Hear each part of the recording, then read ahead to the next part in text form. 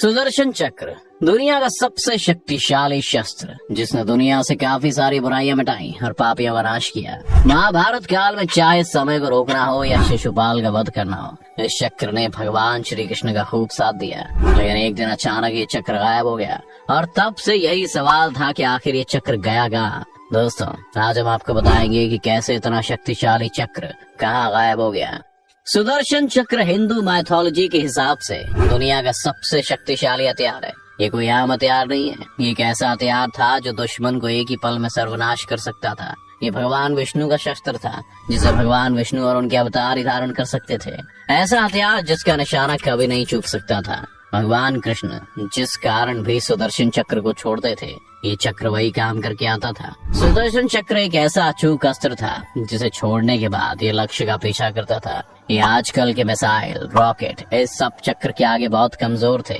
सुदर्शन चक्र भगवान विष्णु के मन की बात सुनता था और उन्हीं की आज्ञा मानता था। पुराणों के मुताबिक ये चक्र किसी तरीके से नहीं चलाया जाता, बल्कि ये तो इच्छा शक्ति के हिसाब से काम करता था। ये चक्र कभी गलती नहीं करता था। जिसे मारने के लिए इसका इस्तेमाल किया जाता था, ये उसी को मारकर वापस लौटता था। इस वजह से भगवान विष्णु इसे सोच समझ कर इस्तेमाल करते थे।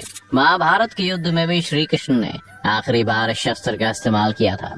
उसके बाद सुदर्शन चक्र के इस्तेमाल का कभी कहीं जिक्र नहीं मिलता था। आखिर कहाँ गया शक्तिशाली चक्र, बताएंगे दोस्तों आपको। लेकिन उससे पहले जानते हैं कि ये चक्र दिखता कैसा था और भगवान विष्णु को आखिर ये मिला कहाँ से। इस चक्र की आकृति को लेकर भी पुराणों में अलग अलग वर्णन मिलता है। ऋग्वेद के मुताबिक सुदर्शन चक्र एक गोल चक्र है जिसमें 108 ब्लेड्स हैं। ये चक्र कई योजन की दूरी तय कर सकता है। एक योजन में करीब 8 माइल्स होते हैं। वामन पुराण के मुताबिक इसका केंद्र वज्र से बना हुआ है। इसके केंद्र में 12 तीलियां हैं, तो वहीं 6 नाभि हैं। 12 तीलियां 12 महीनों को दिखाती हैं, तो 6 नाभि 6 ऋतुओं को दिखाती हैं। वहीं सुदर्शन चक्र के अस्तित्व को लेकर भी हर किसी के अलग अलग मत हैं। मान्यताओं के मुताबिक ये चक्र भगवान विष्णु की तर्जनी उंगली में, वहीं भगवान श्री कृष्ण के हाथ में अंगूठी की तरह समाया हुआ था, जो लगातार घूमता रहता था। ऋग्वेद के मुताबिक ये कोई चक्र था ही नहीं, ये एक समय का चक्र था जो लगातार चलता रहता था। जब भी भगवान विष्णु को समय में फेरबदल करना हो या फिर किसी को उसके पापों की सजा दिलानी हो, तो भगवान विष्णु और उनके अवतार इस चक्र के जरिए समय को रोक देते थे। मान्यताओं के अनुसार जब भगवान को किसी पापी का नाश करना होता था, तो भगवान समय के चक्र में जाकर दुश्मन को निहत्था कर देते थे और फिर इस पर वार करते थे। भगवान विष्णु इस चक्र को अपनी इच्छा शक्ति के मुताबिक प्रकट करते थे।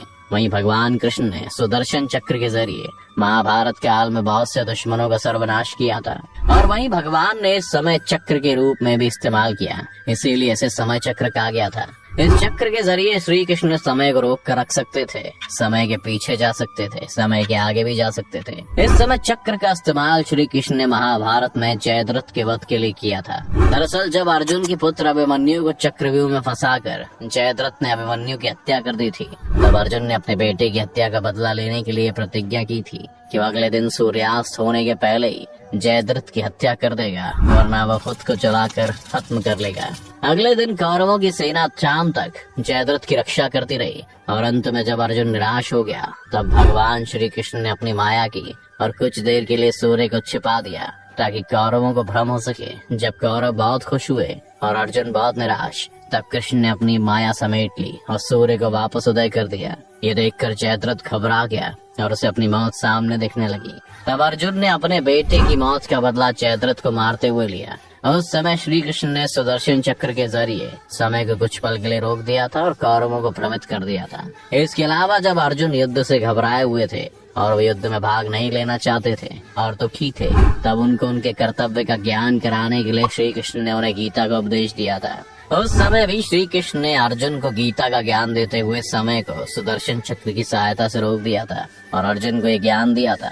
बाद में उन्होंने इसी चक्र की मदद से वापस सब कुछ पहले जैसा ही कर दिया था।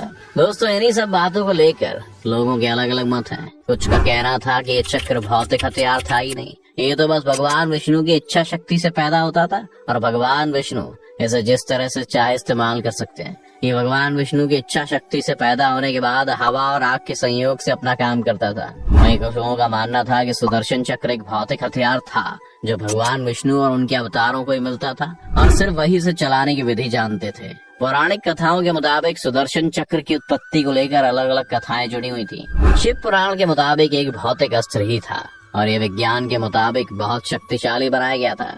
इस चक्र की उत्पत्ति के लिए कई सारी कथाएं फेमस हैं, पर सबसे ज्यादा प्रचलित ये कथा है कि चक्र भगवान शिव ने भगवान विष्णु को दिया था। दरअसल एक बार राक्षसों ने देवताओं का जीना दुश्वार कर दिया था। वो हर जगह लोगों को परेशान करते रहते थे और देवता इसी बात से दुखी थे। तब सभी देवता मिलकर भगवान विष्णु के पास गए और उनसे मदद मांगी कि वो राक्षसों को मार सके।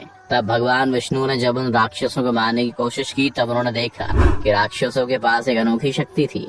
जैसे ही वो राक्षसों को मारते, वो राक्षस खुद को ठीक कर वापस जिंदा हो जाते। तब भगवान विष्णु ने सोचा कि अब सिर्फ भगवान शिव ही उनकी मदद कर सकते हैं। जब भगवान विष्णु भगवान शिव की शरण में गए, लेकिन उस समय भगवान शिव साधना कर रहे थे। तब भगवान विष्णु ने उनकी साधना को भंग न करके उनकी तपस्या करने का सोचा कि कभी न कभी तो उनकी आवाज भगवान शिव तक पहुंचेगी। कई साल तक भगवान विष्णु भगवान शिव की तपस्या करते रहे। जब भगवान विष्णु भगवान शिव की उपासना कर रहे थे, तब वो रोज भगवान शिव को 1000 कमल के फूल चढ़ाते थे। उनकी भक्ति को देखते हुए एक बार भगवान शिव ने विष्णु जी की परीक्षा लेने की सोची।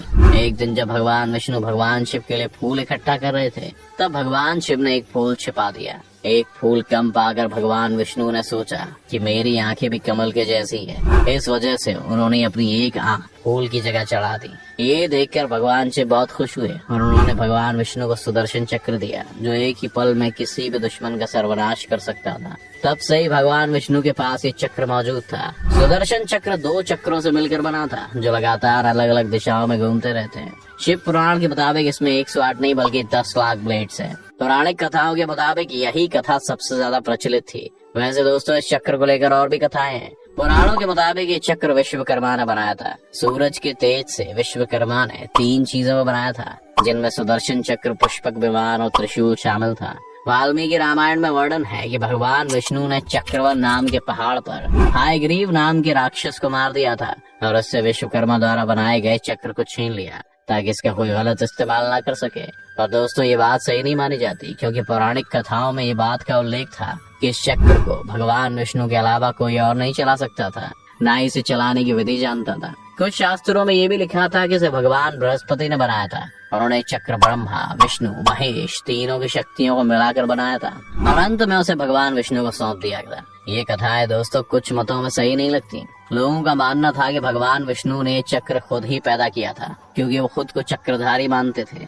ये तो सभी मत इस चक्र की उत्पत्ति को लेकर हैं, लेकिन जो बात आज भी रहस्य बनी हुई है वो ये है कि आखिर ये सुदर्शन चक्र आज कहाँ है। भगवान विष्णु का भगवान कृष्ण के बाद कोई अवतार नहीं हुआ, ना ही उनके बाद कभी इस चक्र का कोई उल्लेख हुआ है। दोस्तों, इस सवाल का एक जवाब भविष्य पुराण में मिलता है कि जब श्री कृष्ण ने अपनी देह त्यागी, तब ये चक्र भी उनके साथ ही धरती में समा गया और आज भी ये वही है। कलयुग में अपराध बढ़ जाने पर जब भगवान विष्णु कल के अवतार लेकर वापस आएंगे, तब ये चक्र भी उनको मिल जाएगा, क्योंकि ये चक्र चक्रधारी विष्णु जी का ही था। तो दोस्तों, ये थी सुदर्शन चक्र के बारे में पूरी जानकारी। दोस्तों, आप सुदर्शन चक्र को लेकर क्या सोचते हैं, हमें कमेंट सेक्शन में जरूर बताएं। अगर आपको वीडियो पसंद आए तो लाइक और शेयर जरूर करें। साथ ही अगर आप चैनल पर नए हैं तो सब्सक्राइब करना और बेल आइकन दबाना बिल्कुल ना भूलें।